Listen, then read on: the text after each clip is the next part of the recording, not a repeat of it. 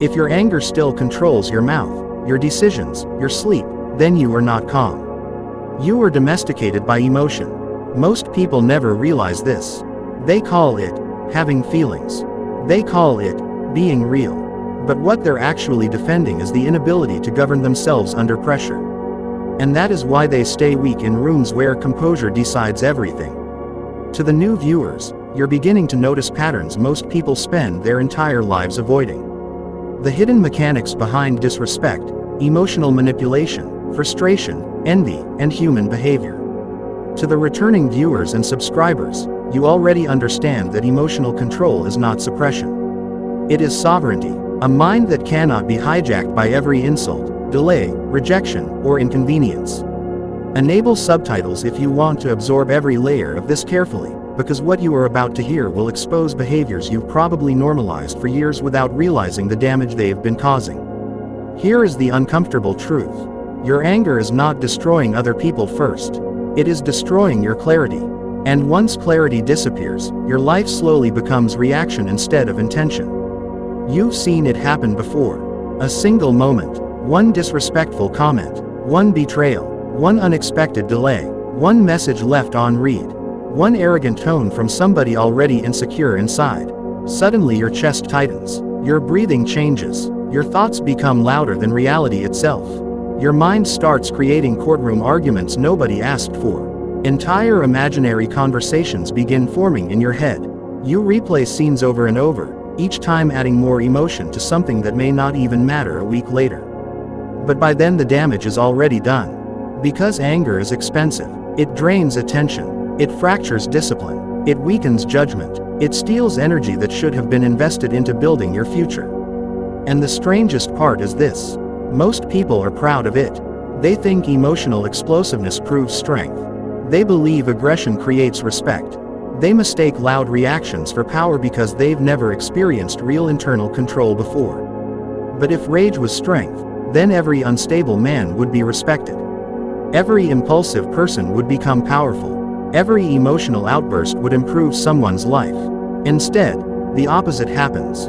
People lose relationships because of one uncontrolled sentence. They destroy opportunities because of one emotional decision. They sabotage years of progress because they lacked 10 seconds of restraint. 10 seconds. That is all it usually takes for emotion to expose a person who spent years pretending to be disciplined. And this is where Stoicism becomes dangerous to ordinary thinking. Because Stoicism does not teach you how to appear calm. It teaches you how to stop becoming emotionally available to chaos itself. That is different, very different. Anyone can fake composure when life is easy. Anyone can speak softly when things go their way. But watch what happens when pressure enters the room. Watch how quickly identities collapse under inconvenience. A delayed payment, a public embarrassment, a breakup, a betrayal, a rude stranger. Suddenly the good person becomes vicious. Suddenly the disciplined person becomes impulsive. Suddenly the strong person cannot even govern their own tongue. The ancient Stoics noticed this thousands of years ago. They understood that anger is rarely about the present moment. It is usually wounded ego trying to reclaim psychological control. That changes everything once you see it clearly. Because now you begin noticing something terrifying. Most anger is not caused by reality. It is caused by interpretation. Two men experience the exact same insult. One laughs and moves on. The other loses sleep for 3 days replaying it internally like a prison sentence. The event was identical. The suffering was not. Why? Because the insult itself had no independent power. The interpretation created the suffering. And once you understand that, your entire relationship with emotion begins changing. But most people resist this realization because it destroys their favorite excuse. The excuse that says, "They made me angry." No. They revealed where you still lacked control. That sentence alone separates emotionally reactive people from sovereign individuals. And this is the first Stoic law most people never master. Your emotional reactions expose your hidden dependencies. Read that again carefully. If someone's opinion can ruin your mood, you are dependent on validation. If delays instantly create frustration, you are dependent on control. If rejection destroys your peace, you are dependent on external approval. If criticism feels unbearable, Your identity was fragile long before the criticism arrived. This is why anger feels so personal. It attacks the illusion you built around yourself. And human beings protect illusions aggressively. A man who secretly fears being disrespected will react violently to small jokes. A woman terrified of abandonment will overreact to silence. An insecure person will hear attack in neutral words because their mind is already defensive before the conversation even begins. The reaction exposes the wound. Always. And deep down, you already know this. You've probably regretted angry reactions before. Not because your emotions were invalid, but because afterward you realized your reaction gave the situation more power than it deserved. That is one of the worst feelings imaginable. When your emotions betray your own standards. When you become somebody you promised yourself you'd outgrow. Marcus Aurelius understood this deeply. He ruled during war, betrayal, political corruption, disease, death, and endless pressure. Yet he repeatedly reminded himself that the real battle was not external events. It was internal governance. Because the mind becomes dangerous when it loses discipline. And modern life profits from your lack of emotional discipline. Pay attention to this carefully. Entire systems are built around provoking you emotionally. News headlines manipulate outrage because outrage keeps attention trapped. Social media rewards impulsive reactions because emotional people engage more. Toxic individuals provoke emotional responses because controlling your emotions gives them psychological leverage over you. Even ordinary conversations have become emotional traps disguised as communication. People interrupt each other not to understand, but to win. They listen only long enough to prepare retaliation. Everyone wants expression. Few want mastery. And this creates a society full of emotionally exhausted people constantly reacting to stimuli they never learned to mentally filter. Which means calm people now possess something rare. Psychological advantage. Think about the last time someone expected you to react emotionally and you didn't. The confusion on their face. The slight discomfort. The hidden frustration. Why? Because calmness removes fuel from manipulation. A person who cannot emotionally control you eventually loses interest in trying. That is power. Quiet power. Not performative dominance. Not loud masculinity.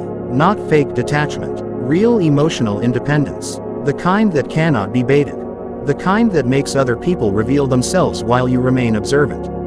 And this leads to the second Stoic law. Most anger begins before the actual event. That sounds strange until you notice it in yourself. Some people walk into rooms already irritated, already tense, already expecting disrespect, already emotionally armed before reality even unfolds. Then the smallest inconvenience becomes proof that the world is against them. But the Stoics understood anticipation shapes perception. If your mind constantly expects offense, it will manufacture offense everywhere. This is why unresolved bitterness quietly poisons perception over time. A man betrayed years ago may still interpret loyalty suspiciously. A person humiliated publicly may start hearing mockery where none exists. Someone raised around constant chaos may unconsciously recreate conflict because peace feels unfamiliar to their nervous system. And now anger becomes identity. Not emotion. Identity. This is where people become trapped for decades. They no longer react occasionally. They become reactive people. Every conversation feels personal. Every disagreement feels threatening. Every inconvenience feels intentional. Their nervous system never truly rests. And the worst part, they think this makes them emotionally intelligent because they are sensitive.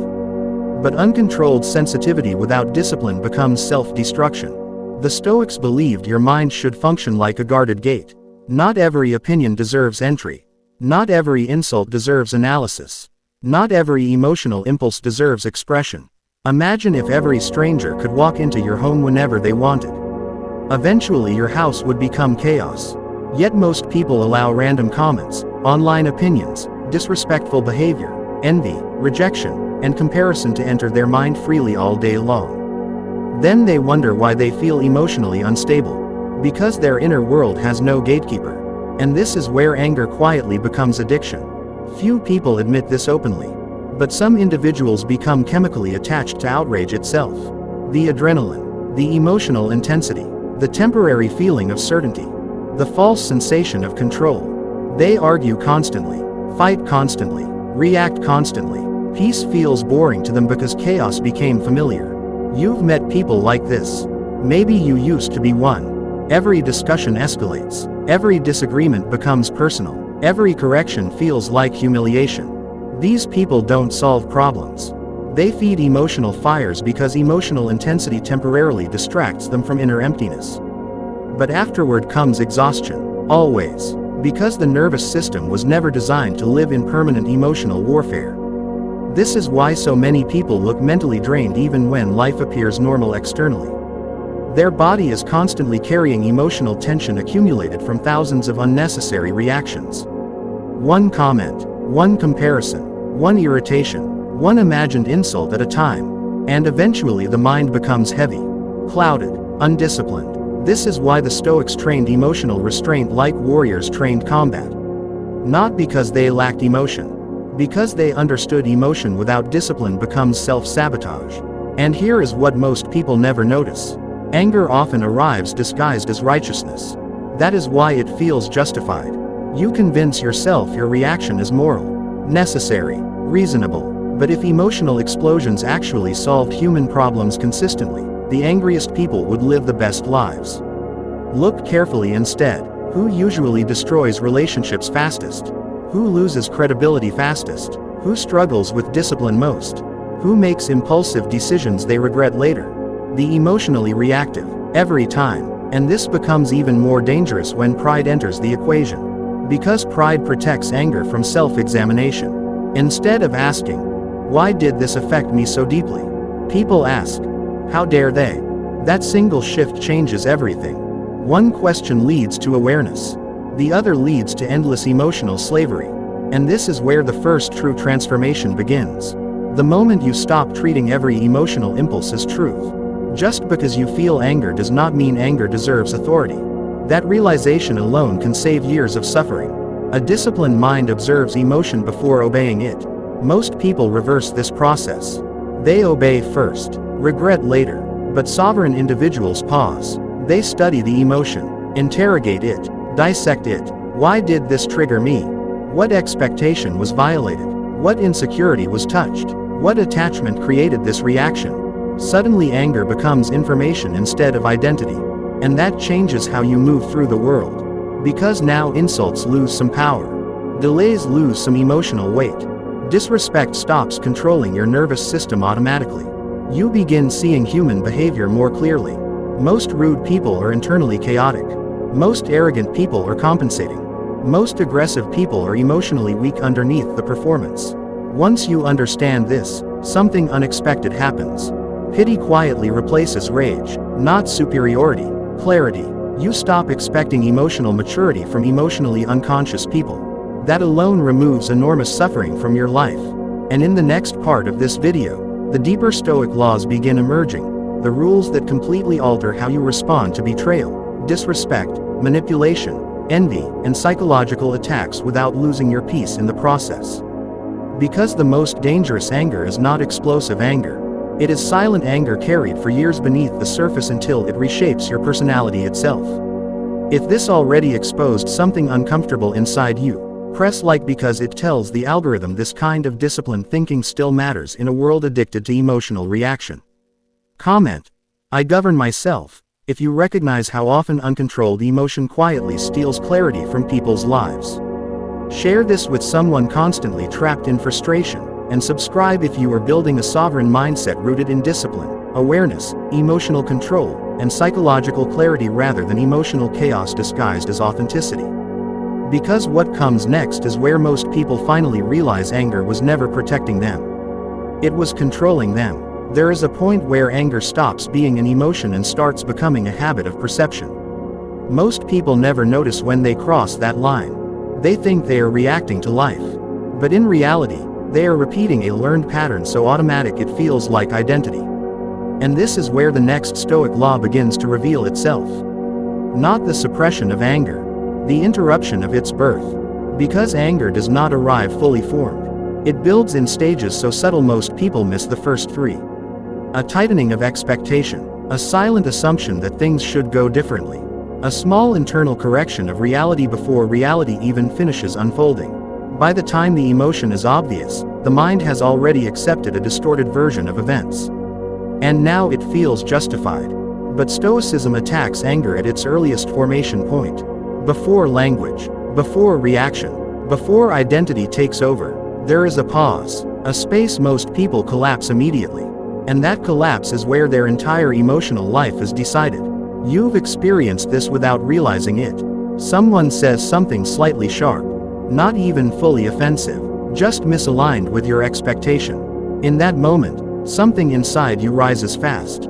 Too fast. Your mind starts constructing meaning before the full sentence is even processed. You interrupt internally. You prepare response before understanding. You begin defending a version of yourself that hasn't even been attacked yet. And that is the critical failure point. Because anger thrives in speed. It needs immediacy. It needs reaction.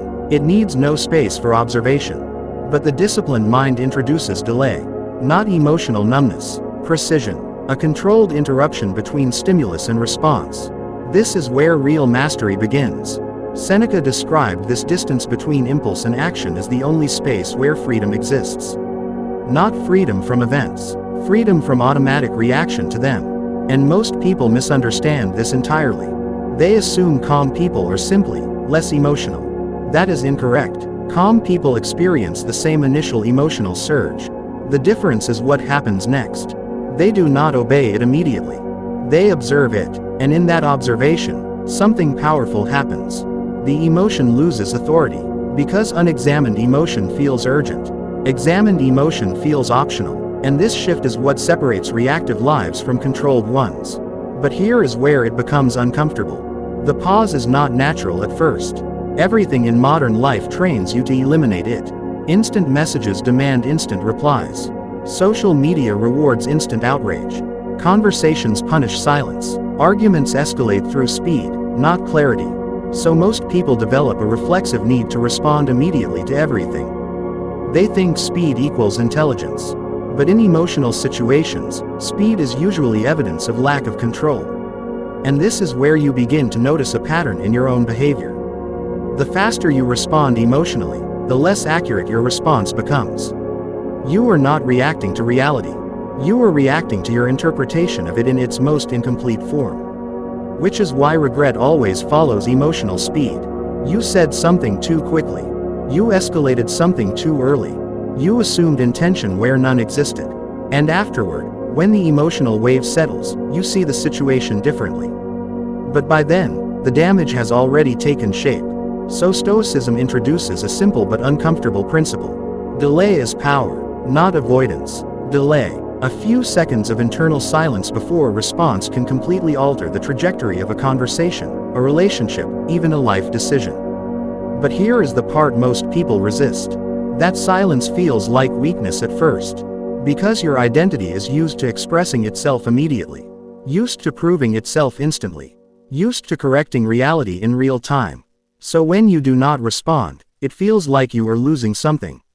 Respect, authority, control. But in truth, you are doing something far more advanced. You are reclaiming authorship over your behavior. And that changes how other people experience you. A person who does not rush to react becomes unpredictable in a calm way. Not emotionally unstable unpredictable, controlled unpredictable. People cannot easily manipulate a mind that does not respond on demand. They cannot escalate you through tone alone. They cannot bait you into immediate emotional leakage. And slowly, they begin to adjust their behavior around you. Not because you are aggressive, but because you are not accessible through emotion. And that is a form of respect most people never consciously receive. But before you reach that stage, there is a transition period. And this is where most people fail. Because during the early stage of learning emotional delay, your mind will try to convince you that silence is submission. That not reacting means losing. That letting something pass means weakness.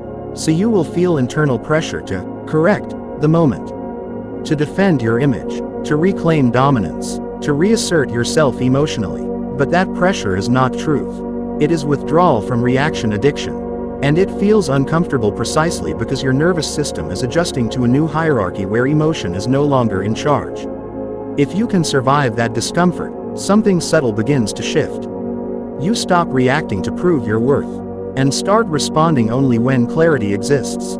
This alone eliminates a large portion of unnecessary conflict in life. Because most conflicts are not born from real disagreement. They are born from unfiltered emotional timing. Two people reacting too fast, too personally, too early, until misunderstanding becomes identity war. But when one person introduces delay, the entire structure collapses. There is nothing left to escalate. Only facts remain. And facts are much harder to turn into emotional chaos.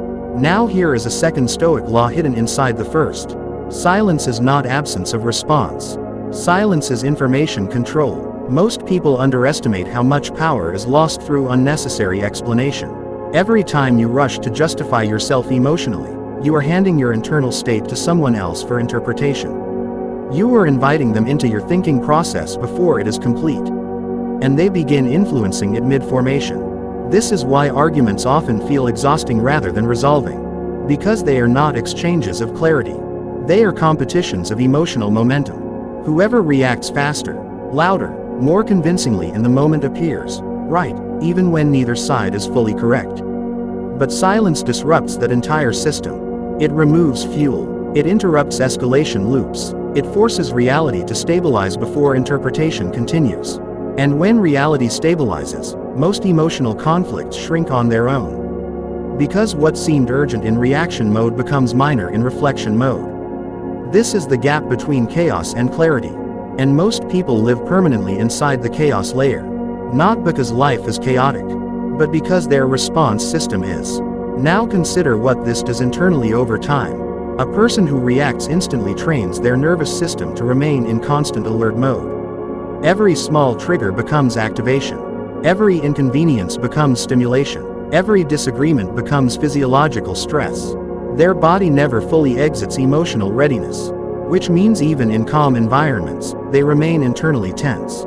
This is why some people feel exhausted after simple conversations. Not because the conversation was difficult, but because their system treated it like combat. And this is where Stoicism becomes physical, not just philosophical. It is nervous system training. Rewiring response speed, rewriting emotional default behavior, replacing immediacy with observation. And observation begins to reveal something most people never see clearly. The space between events and your interpretation of them is always larger than you assumed. Which means your suffering is often optional. Not the event, the interpretation of it. And once this becomes visible, anger begins losing its authority slowly. Not instantly, slowly. Because habits of perception do not collapse easily. They dissolve through repetition of awareness. But there is another layer beneath this. One that most people only discover after they start practicing silence consistently. You begin to notice how often anger was actually protecting something smaller. Pride, insecurity, fear of being ignored, fear of being disrespected, fear of losing status in a social moment that likely means nothing beyond that moment. And once you see that clearly, anger starts feeling less powerful and more transparent. Almost predictable, almost mechanical. And that realization weakens its grip further. Because what you understand, you stop worshiping. And what you stop worshiping, you stop obeying. Now, before we continue deeper into the remaining Stoic laws, there is something you need to do while this is still fresh in your mind. Pause the automatic consumption pattern. Not just watching passively, actually observe your last few emotional reactions from the past week. Not to judge them, to identify their timing. Was it immediate? Was there a pause? Did you escalate before understanding fully? If you recognize even a small pattern of speed over clarity, that is where transformation begins. If this level of awareness is hitting a nerve, like the video, not as support, but as a signal that you are noticing something most people ignore. Comment. I pause before I react, if you understand that silence is not weakness but control in disguise. And share this with someone who still believes reacting fast is the same as being strong. Subscribe if you are building a mindset that no longer confuses emotional speed with intelligence, but instead values clarity over impulse and awareness over reaction. Because what comes next is where anger stops being something you manage and starts becoming something you no longer belong to. There is a deeper stage most people never reach, not because it is hidden, but because it requires giving up something they secretly enjoy. The identity of being right in the moment. Anger feeds on that identity more than anything else. It convinces you that immediate correction is necessary. That silence is dangerous. That letting something pass will somehow weaken your position in life. But the next Stoic law dismantles that completely. Not by fighting anger, by removing its audience. Because anger only survives when it is performed. Even when no one is watching. You perform it internally first. You rehearse the tone. You construct the argument. You justify the emotion. You amplify the meaning of what happened until it feels larger than it actually was. And in that internal performance, anger becomes real enough to justify external expression. But the Stoics noticed something most people overlook. What you repeatedly perform in the mind becomes what you eventually express in reality. Which means anger is trained long before it is shown. Not triggered, trained. And that distinction changes everything. Because now you are no longer dealing with isolated emotional events. You are dealing with a pattern of mental rehearsal that has been reinforced over time. This is why two people can experience the same situation but respond in completely different emotional directions. One has rehearsed patience internally. The other has rehearsed reaction. One sees delay as neutral. The other sees delay as disrespect. One interprets silence as space. The other interprets silence as threat. The difference was never the moment. It was the internal conditioning before the moment arrived. And this is where Stoicism becomes uncomfortable again. Because it removes the illusion that you are reacting, in real time. In truth, you are reacting from accumulated mental habits. This is why anger often feels familiar even when it feels unwanted. It is not new, it is rehearsed. Now consider what this means for your daily life.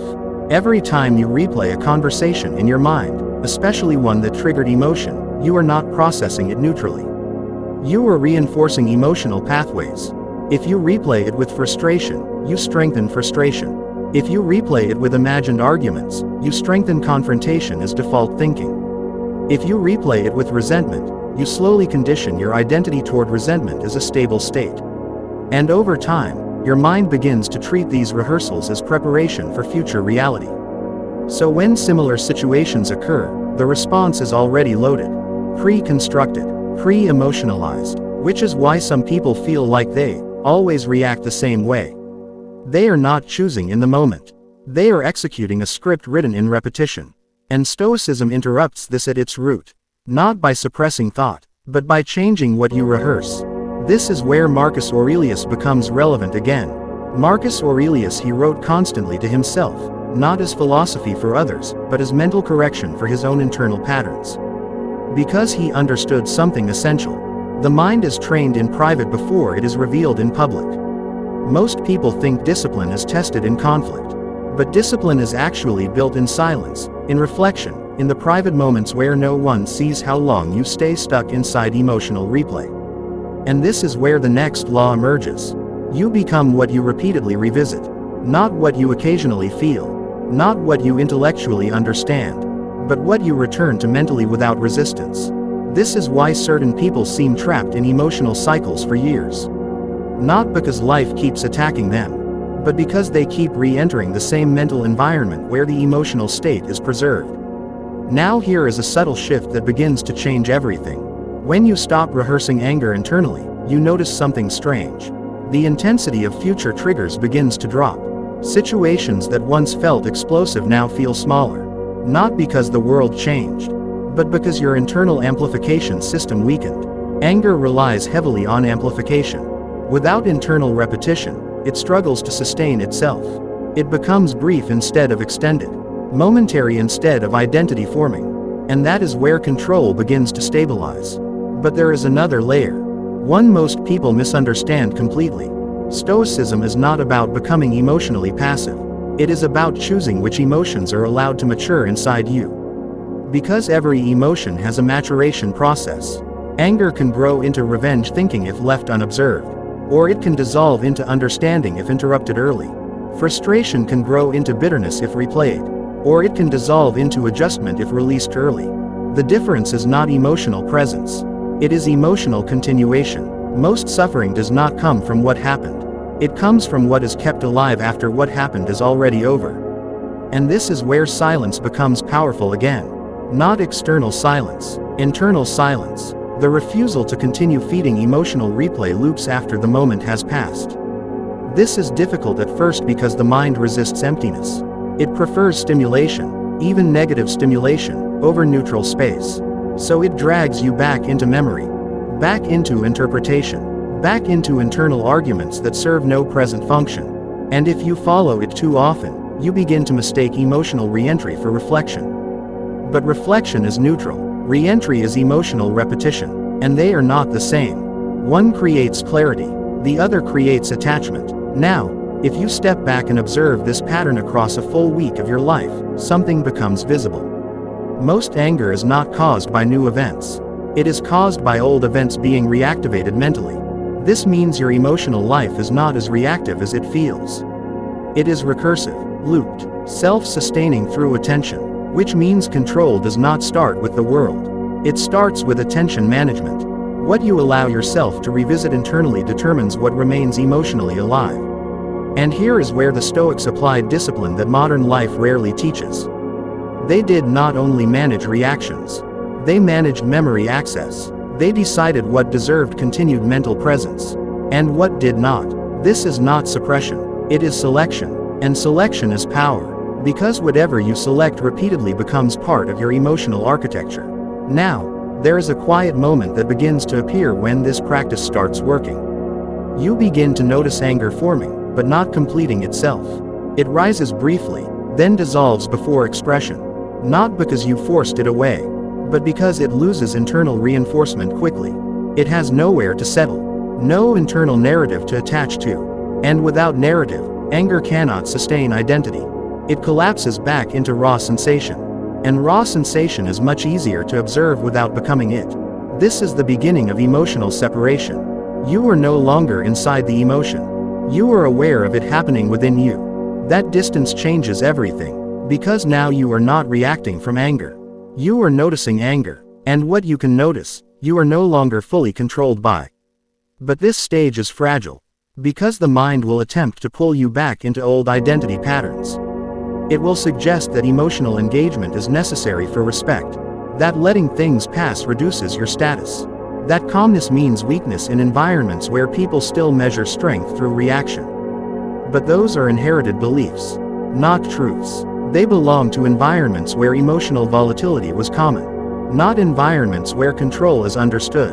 And this distinction matters, because if you continue identifying with reactive environments, you will always feel pressure to perform emotion, even when it costs you clarity. Now, there is a turning point here that separates temporary discipline from lasting transformation. It is when you stop treating emotional control as something you use, and start recognizing it as something you are no longer available for losing. That shift is subtle, but irreversible when stabilized, because now you are not trying to be calm. You are no longer participating in emotional escalation as a default mode of existence. You begin to see it the same way you see physical self-harm behaviors in others. Not with judgment, but with distance. And that distance is the foundation of Stoic independence. Not from people, from uncontrolled internal reaction loops. Before moving deeper into the remaining Stoic laws, there is something worth observing in real time. Not in theory, in your own experience. Notice how often your strongest emotional reactions in the past were not about the present moment at all. They were about accumulated meaning, past interpretations layered onto present triggers. If you can see even a fraction of that mechanism operating in your own reactions, then the structure of anger has already started weakening. If this is landing clearly, like the video so the system recognizes this shift toward disciplined awareness still matters. Comment: I break the loop. If you understand that emotional repetition is what keeps most anger alive long after the moment has ended. Share this with someone who keeps reliving the same emotional reactions in different situations, and subscribe if you are developing a mindset that values observation over reaction, clarity over emotional recycling, and self-mastery over internal repetition. Because what comes next is where anger is no longer something you manage internally. It becomes something you no longer re-enter at all. There is a point where anger stops feeling like a reaction and starts feeling like a pull. Not toward action, toward distortion, a subtle bending of how you interpret people, events, and intentions until everything begins to look slightly hostile, slightly unfair, slightly aimed at you. And most people live closer to that distortion than they realize. They think they are seeing reality. but they are actually seeing filtered emotion layered over reality. This is where the next Stoic law becomes critical. You do not see things as they are. You see things as your mind is prepared to interpret them. That preparation is everything. A prepared mind interprets neutrality correctly. An unprepared mind interprets neutrality as threat. And anger thrives in that gap. Not in events, in interpretation errors. There is a moment you have probably experienced but never examined closely. Someone speaks to you in a tone that is not fully warm. Not disrespectful, just neutral, slightly distant, or distracted. And instantly, something inside shifts. Not logically, instantly. Your mind begins assigning meaning before facts are complete. You start constructing intent. You begin filling silence with assumptions. You begin predicting disrespect before disrespect exists. And that is where emotional distortion begins. Because anger is rarely triggered by what is said. It is triggered by what is assumed beneath what is said. And assumptions are shaped by internal state, not external truth. This is why two people can hear the exact same sentence and walk away with completely different emotional conclusions. One hears neutrality, the other hears rejection. One hears delay, the other hears disrespect. One hears silence, the other hears exclusion. And none of these interpretations are guaranteed by reality. They are projections. The Stoics understood this long before psychology gave it language. They called it impression versus judgment. The raw event is neutral. The judgment is where suffering begins. And if judgment is untrained, suffering becomes automatic. This is where Marcus Aurelius again becomes relevant. Marcus Aurelius he repeatedly reminded himself that the mind adds unnecessary weight to events through interpretation, and that removing those additions restores clarity. But understanding this intellectually is not enough. Because the mind does not naturally trust neutrality. It prefers interpretation. Even wrong interpretation feels more satisfying than uncertainty. And that is where most emotional instability begins. The need to complete meaning immediately. Even when meaning is not available yet. This is why anger often feels like urgency. It is the mind rushing to finalize interpretation before clarity arrives. And in that rush, distortion is created.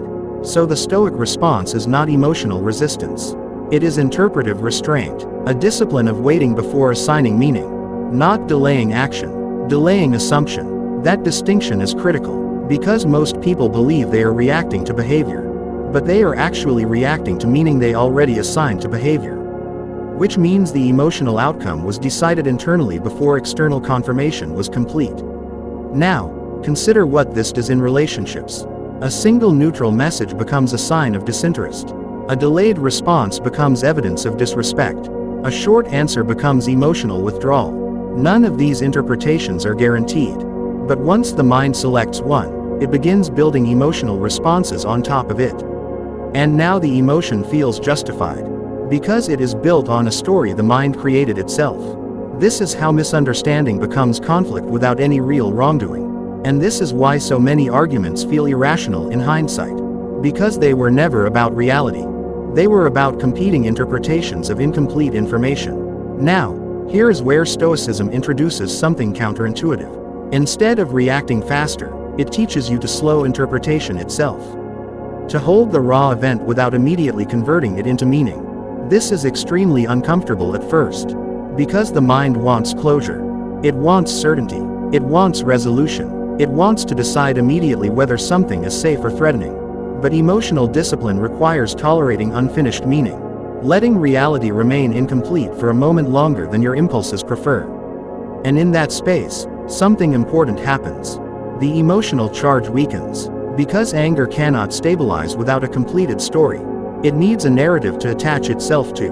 Without narrative, it remains unstable energy. And unstable energy is easier to observe without becoming it. This is where control deepens. Not because the world becomes less triggering, but because interpretation becomes more precise. You stop converting incomplete signals into emotional conclusions. And that alone removes a large percentage of unnecessary internal conflict. But there is another layer beneath this. One that most people never consciously notice. A large portion of anger is not actually about interpretation in the present moment. It is about identity protection. Because interpretation is filtered through self-concept. If your identity is sensitive to disrespect, neutral behavior will often be interpreted as disrespect. If your identity is dependent on approval, neutral responses will feel like rejection. If your identity is tied to status, small actions will feel like challenges. So anger is often not about the situation. It is about the identity being tested by ambiguity. And ambiguity is everywhere, which means the untrained mind experiences constant invisible threat. Not because life is hostile, but because identity is fragile. And fragile identity produces constant interpretive distortion. This is why emotional control cannot be separated from self-concept stability. If your sense of self is unstable, your interpretations will always be reactive. Even in calm environments, even with calm people, even in neutral situations. Now, there is a subtle shift that begins to happen when you start observing this in real time. You begin to notice how quickly your mind wants to finalize stories. And instead of following it automatically, you pause before accepting its conclusion. You don't suppress thought, you delay belief. And that creates distance between perception and emotional commitment. That distance is where freedom starts forming. Because now emotions are no longer automatically validated by interpretation. They must pass through awareness first. And awareness becomes the filter. Not impulse, not assumption, not identity, just awareness. But this stage also introduces discomfort. Because when you stop immediately assigning meaning, you temporarily lose the feeling of control that comes from certainty. Even negative certainty feels stabilizing to the mind. So ambiguity feels unsettling at first. But over time, that discomfort becomes clarity training. You learn to tolerate incomplete information without rushing into emotional conclusions. And that skill alone reduces unnecessary anger more than most people realize. Because most anger is not caused by truth. It is caused by premature certainty. Now, there is a second Stoic law hidden here. Do not trust your first interpretation of emotional events. Not because it is always wrong, but because it is always incomplete. This principle alone can prevent most reactive conflict in communication, relationships, and internal dialogue. Because the first interpretation is almost always shaped by emotional state, not objective analysis. And emotional state is not truth. It is condition, and condition changes, which means interpretation should not be treated as final. It should be treated as provisional. Something observed, not obeyed. Now, if you apply this consistently, something subtle begins to shift in how you experience conflict. You start noticing fewer emotional spikes. Not because people changed, but because you stopped completing emotional narratives too quickly. And without completed narrative, anger loses structure. It cannot fully assemble. It dissolves mid-formation. But even deeper than that, something else begins to change. You start seeing how often other people are trapped in their own premature interpretations. And instead of reacting to their reaction, you begin recognizing the distortion underneath it. Not excusing behavior, understanding its origin, and that understanding removes emotional entanglement. Because you are no longer reacting inside their interpretation. You are observing it from outside. And that separation is what Stoicism ultimately builds. Not emotional numbness, but interpretive independence. Now, before moving into the next Stoic laws, there is a simple observation worth making in your own experience. Think about the last time you were angry, and ask a precise question. How much of that anger came from verified reality, and how much came from assumed meaning? If even a fraction of it was assumption, then the foundation of that anger was never fully solid. It was constructed, and anything constructed can be reconstructed differently. If this is becoming clear, like the video to mark this shift toward interpretive discipline. Comment. I slow my interpretation, if you understand that most emotional reactions are built on incomplete meaning, not reality itself.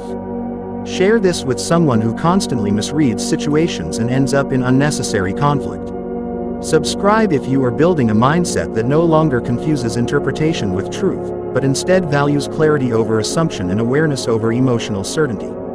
Because what comes next is where interpretation itself stops controlling you, and you begin controlling whether it is even allowed to form. There is a stage where anger no longer needs to be controlled. Because it stops getting permission to form in the first place. This is difficult to understand at first, because most people believe emotional mastery is about suppression or restraint. But the deeper Stoic law is more precise than that. It is not about managing anger better. It is about reducing the number of internal conditions that allow anger to assemble at all. Because anger is not a single event. It is a sequence, a chain of micro-decisions inside the mind that, when left unchecked, escalate into emotional eruption. Most people only notice the final link. But the Stoics studied the earlier ones. The invisible moments where perception becomes interpretation, and interpretation becomes emotional momentum. And if you interrupt the chain early enough, nothing dramatic ever appears later. This is why advanced emotional discipline looks almost invisible from the outside. There is no suppression, no struggle, no visible effort, just absence of escalation. Now, here is what most people misunderstand about themselves. They think they are reacting to situations in real time. But in reality, they are reacting to patterns of expectation formed long before the situation occurs. Expectation is the silent architect of anger. If reality deviates from expectation, tension is created. If deviation is large enough, anger appears. But if expectation is flexible, nothing breaks. Which means anger is not only about events. It is about rigidity. And rigidity is internal, not external. This is where the next Stoic law becomes unavoidable. If you want less anger, you do not focus on controlling reactions. You focus on loosening expectations.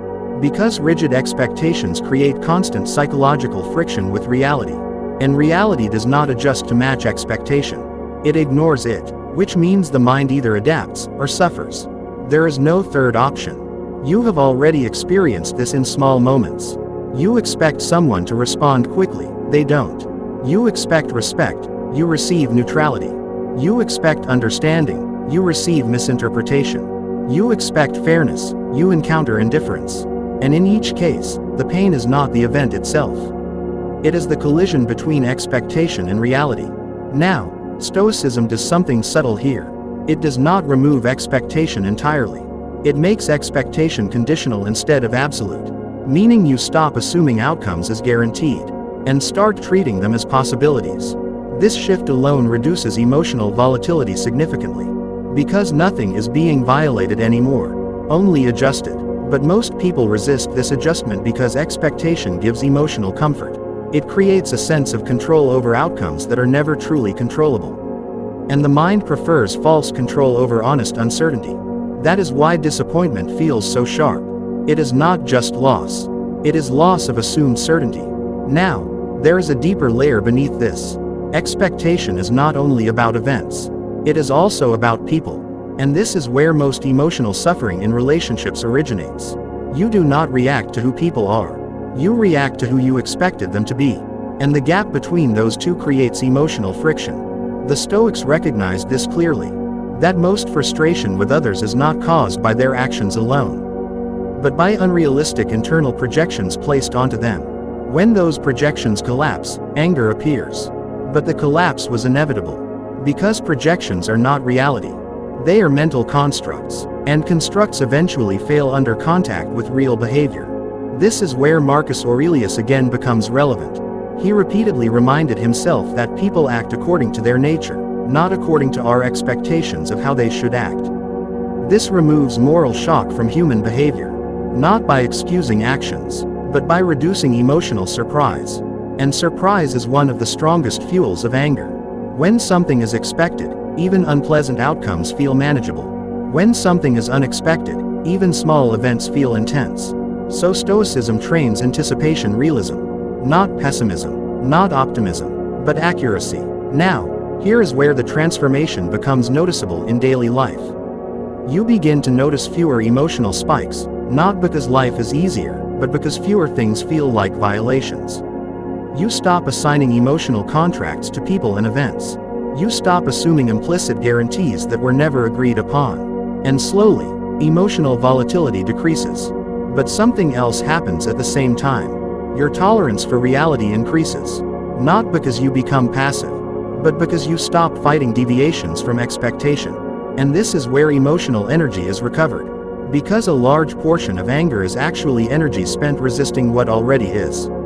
Now, there is another Stoic principle hidden inside this shift.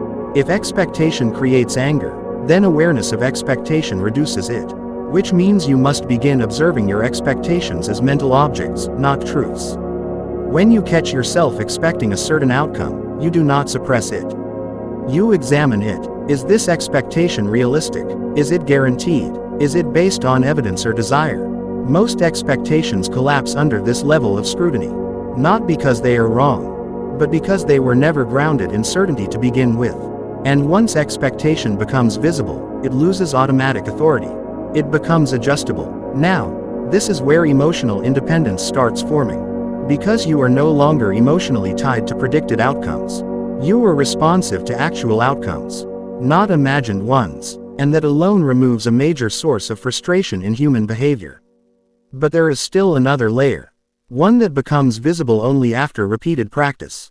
You begin to notice how often people around you are not reacting to reality either. They are reacting to broken expectations. And once you see that clearly, something shifts in how you interpret their behavior. You stop taking reactions personally.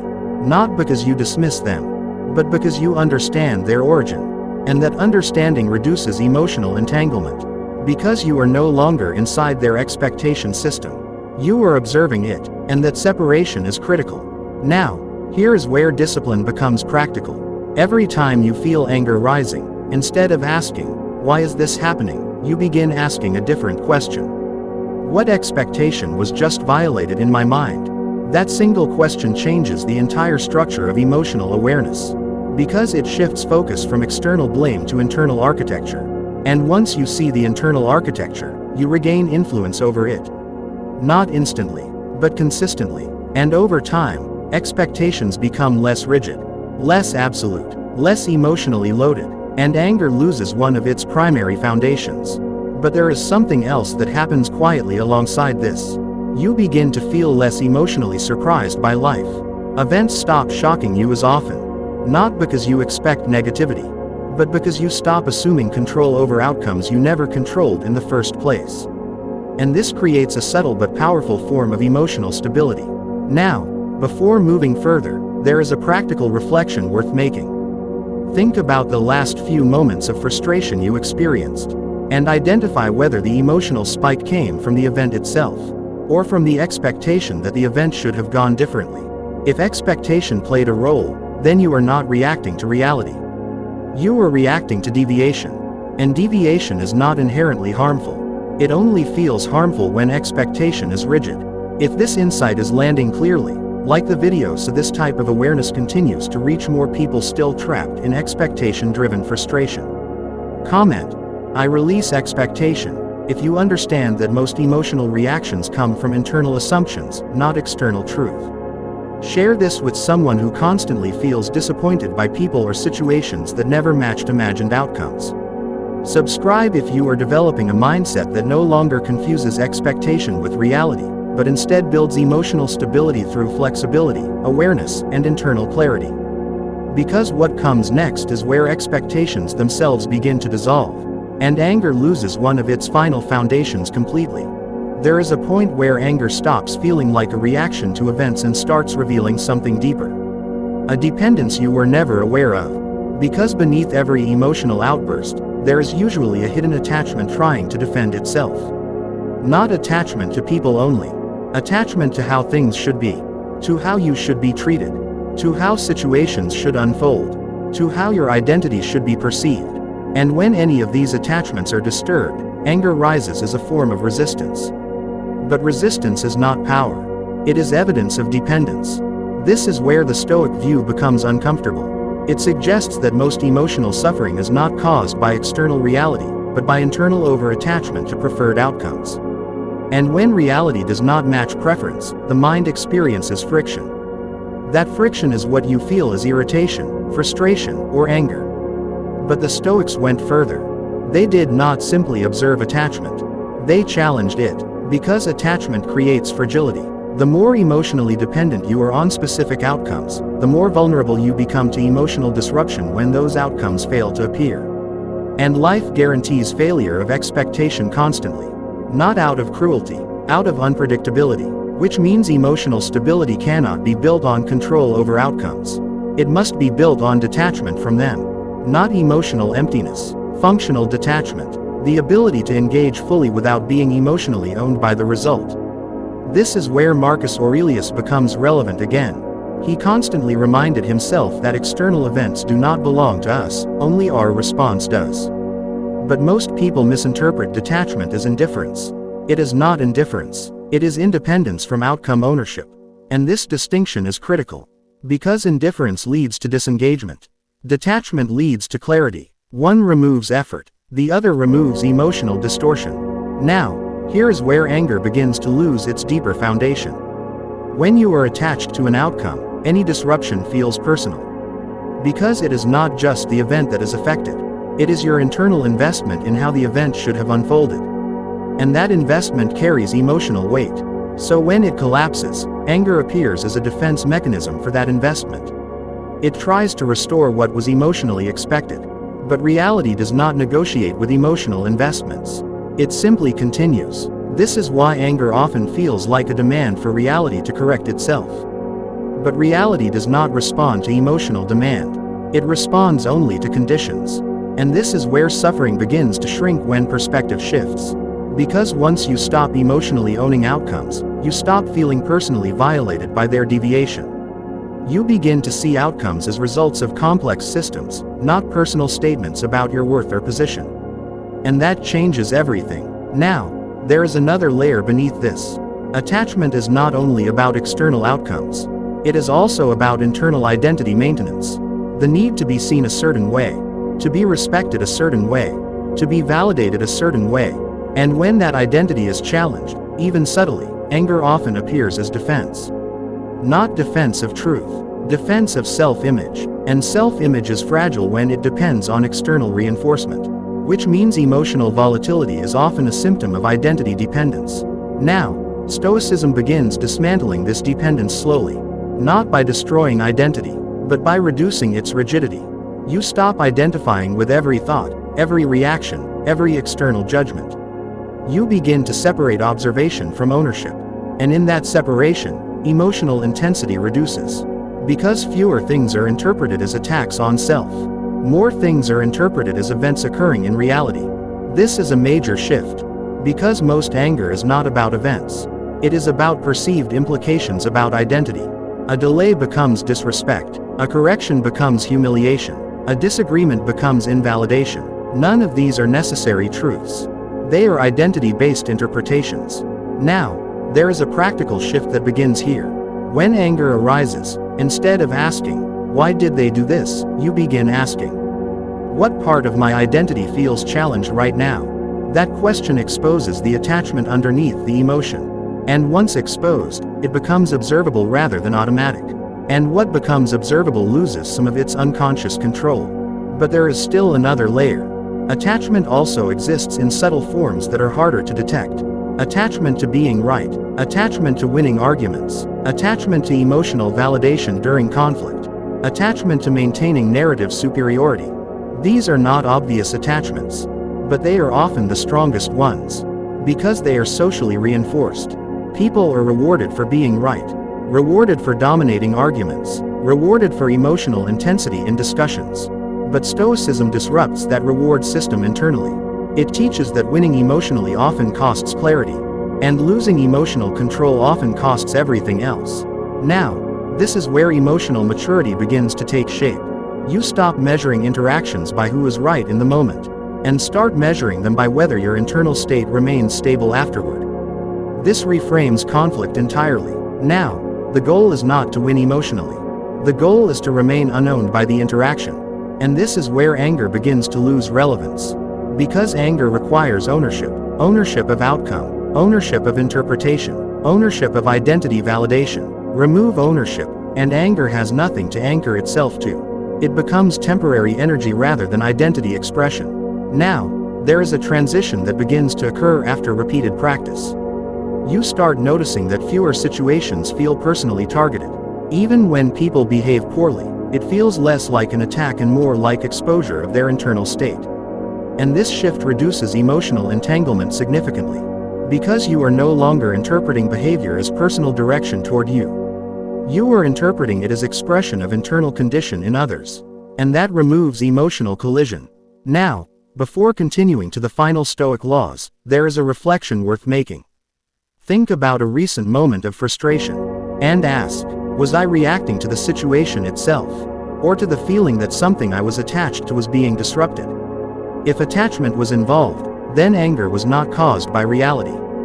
It was caused by resistance to reality. And resistance always creates tension. If this insight is landing clearly, like the video so more people can start recognizing the hidden attachments behind emotional reactions before they escalate. Comment: I detach from outcomes. If you understand that emotional stability requires releasing ownership over external results and internal validation. Share this with someone who constantly feels emotionally affected by other people's actions or outcomes that never fully meet expectations. Subscribe if you are building a mindset that no longer confuses attachment with strength, but instead builds calm through independence, clarity, and internal non-dependence. Because what comes next is where even attachment itself begins to lose its emotional grip completely. And anger stops having anything left to defend. There is a final stage where anger no longer disappears through effort. It disappears through irrelevance. Because at a certain level of awareness, anger stops matching the structure of your thinking entirely. Not because life becomes softer, but because your interpretation system no longer requires emotional escalation to process reality. This is where the Stoic path completes its loop. Not in emotional suppression, not in discipline alone, but in a fundamental shift in how experience is registered internally. At this level, anger is no longer something that needs to be resisted. It is simply no longer necessary. Because the mind has stopped converting every disruption into personal meaning. And once meaning is no longer personal by default, emotional combustion loses its foundation. This is the final Stoic law hidden beneath all the others. Nothing external is inherently personal unless you assign it that status. That assignment is where suffering begins. And that assignment is where it ends. Because when events are no longer interpreted as personal attacks, emotional escalation has no direction to move toward. There is no target for anger to stabilize around. Only events, only behavior, only causality without personal inflation. This is where Marcus Aurelius becomes more than reference. He lived in constant exposure to betrayal, political pressure, war, loss, and uncertainty. Yet he repeatedly returned to one core recognition. The mind adds unnecessary ownership to events that do not belong to it. And that ownership is the root of emotional disturbance. When you remove ownership, you remove emotional entitlement to how reality should behave. And when entitlement dissolves, anger loses structure. Because anger is structured entitlement. It is the mind insisting reality violated something it should have obeyed. But reality has never been under emotional obligation. It operates independently of expectation, identity, or preference. And once that becomes clear at a deep level, emotional resistance weakens naturally. Not through suppression, through understanding. Now, at this stage, something subtle happens in perception. Situations still occur, people still behave unpredictably, life still introduces disruption, but internal escalation does not follow automatically anymore. There is a gap where reaction used to be. And in that gap, observation begins to dominate. You see behavior without immediate interpretation. You register events without emotional inflation. You experience triggers without identity activation. And that gap is where control lives permanently. Because control was never about preventing emotion. It was about preventing automatic fusion with emotion. Now there is another shift that occurs here that is rarely discussed. When anger no longer takes root, perception becomes more accurate. Not more optimistic, more accurate. Because emotional distortion no longer filters incoming information.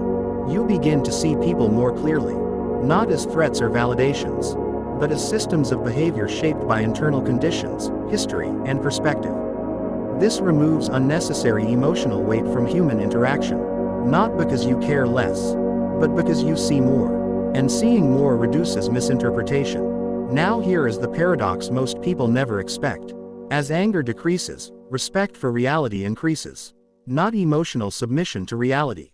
Respect for its independence. You stop expecting it to conform to internal narratives.